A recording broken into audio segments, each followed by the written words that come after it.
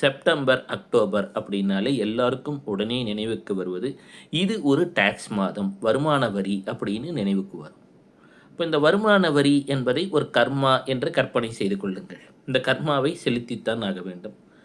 வரி ஏய்ப்பு தவறு எனினும் வரியை குறைப்பதற்கு அரசாங்கம் காட்டியுள்ள வழிகளில் முதலீடு செய்யலாம் என்றெல்லாம் சொல்லுவார்கள்.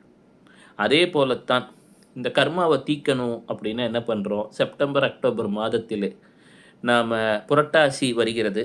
உணவிலே சில கட்டுப்பாடுகள், பெருமாளை நினைக்கின்றோம். அதே போல நவராத்திரி ஒரு 9 நாள் பிரார்த்தனையிலே செல்கிறது.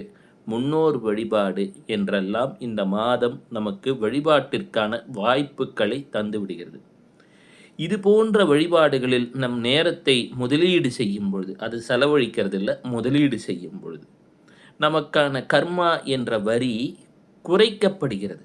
நான் சொன்னதைப் போல முழுவதும் கட்டாமல் இருக்க முடியாது. எனினும் அரசாங்கம் சில சலுகைகளை தருவதைப் போல ஆண்டவனும் நமக்கு சில சலுகைகளை தருவான். சரி, இவன் பாருப்பா, இந்த நேரத்தில் மனசார பிரார்த்தனை செய்கிறான், ஓரளவுக்கு இவனுடைய பிரச்சனையின் தீவிரத்தை குறைத்து விடலாம் என்று அந்த ஏழுமலையான் முடிவு செய்து விடுவான்.